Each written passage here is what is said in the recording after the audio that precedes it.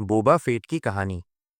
Boba Fett star wars universe के सबसे रहस्यमय और खतरनाक बाउंटी हंटर्स में से एक अपनी खास मांडलोरियन आर्मर, जेट पैक और ठंडी सी खामोश शख्सियत के लिए मशहूर है। उसकी कहानी रोमांच, बदला और जंग से भरी है। बोबा फेट का जन्म प्राकृतिक तरीके से नहीं हुआ था। वो जैंगो फेट का क्लोन था, माइनस जो गैलेक्सी का सबसे महान बाउंटी हंटर था। क्लोन वॉर शुरू होने से पहले कामिनो ग्रह पर रिपब्लिक के लिए लाखों क्लोन बनाए गए थे। लेकिन जैंगो ने एक खास क्लोन की मांग की थी जो सामान्य क्लोनों की तरह तेजी से बड़ा ना हो। यही क्लोन था माइनस बोबा फेट। जैंगो ने उसे अपने बेटे की तरह पाला। बचपन में ही बोबा ने अपने पिता से हथियार चलाना, जहाज उड़ाना और शिकार करना सीख लिया था।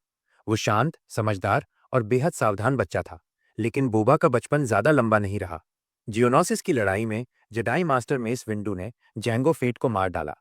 बोबा ने अपने पिता का हेलमेट उठाया और तभी उसने तय कर लिया कि एक दिन वो बड़ा होकर सबसे महान बाउंटी हंटर बनेगा और अपने पिता का बदला लेगा। पिता की मौत के बाद बोबा अपराधियों के गिरोह में पला बढ़ा। उसने औरा सिंह और बॉसक जैसे खतरनाक इनामी शिकारियों से सबक सीखे। धीरे धीरे बोबा ने अपना खुद का गिरोह बना लिया और कम उम्र में ही गैलेक्सी के सबसे खतरनाक कॉन्ट्रैक्ट लेने लगा। उसकी ठंडी नज़र, समझदारी और तेज दिमाग ने उसे बाकी शिकारियों से अलग बना दिया। जैसे जैसे बोबा बड़ा हुआ, उसने अपने पिता की मांडलोरियन आर्मर को पहनना शुरू किया।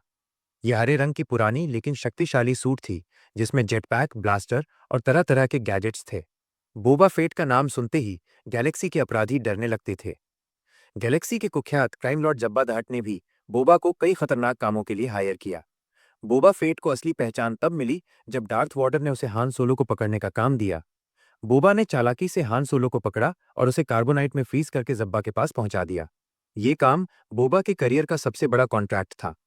लेकिन किस्मत का खेल देखिए, माइनस जब ल्यूक स्काईवॉकर और उसके दोस्तों ने हान सोलो को बचाने के लिए जब्बा के पैलेस पर हमला किया, तब बोबा फेट भी वहां मौजूद था। लड़ाई के दौरान बोबा फेट का जेटपैक खराब हो गया और वो सीधे सारलैक पिट में गिर गया। सबने समझ लिया कि बोबा फेट मर गया। लेकिन बोबा मौत से भी मजबूत था। उसने महीनों की कठिन मेहनत और संघर्ष के बाद सारलैक के पेट से बाहर निकलने में कामयाबी हासिल की। बाहर निकलने के बाद वो बेहद कमजोर हो चुका था और रेत के लोगों, टस्कन रेडर्स ने उसे पकड़ लिया। शुरू में उन्होंने उसे कैदी बनाकर रखा, लेकिन धीरे धीरे बोबा ने उनका भरोसा जीत लिया और उनके कबीले का हिस्सा बन गया। तस्केन के साथ रहते हुए बोबा बदल गया। उसने केवल इनामी शिकारी बने रहने के बजाय सम्मान और परिवार की कीमत समझी। जब तस्केन पर हमलावरों ने हमला कर दिया और उनका कबीला खत्म कर दिया, तब बोबा ने ठान लिया कि वो अब अपनी खुद की किस्मत बनाएगा। बोबा ने फेनिक शैंड नाम की एक घातक हत्यारिन की जान बचाई और उसे अपना साथी बना लिया। दोनों ने मिलकर जब्बा के पुराने महल पर हमला किया और जब्बा के गुर्गे बिब फॉर्चुना को मारकर महल पर कब्जा कर लिया। बोबा ने खुद को टैटूइन का नया डैम्यो, गैंग लीडर घोषित किया। लेकिन बोबा क्रूर अपराधी नहीं बनना चाहता था। वो चाहता था कि टैटूइन में अपराध, डर और अत्याचार खत्म हो। धीरे धीरे बोबा ने सहयोगियों का एक परिवार बना लिया, माइनस फेनिक, मॉडिफाइड बाइकर्स और ब्लैक क्रिजेंटन जैसे योद्धा। जब शहर पर पाइक्स का खतरा आया, तब बोबा ने बहादुरी से उनका सामना किया। ल्यूक स्काईवॉकर के पुराने दोस्त मैंडलोरियन डिन जारिन ने भी उसकी मदद की। एक रोमांचक युद्ध के बाद बोबा ने टैटूइन को पाइक से मुक्त करा दिया।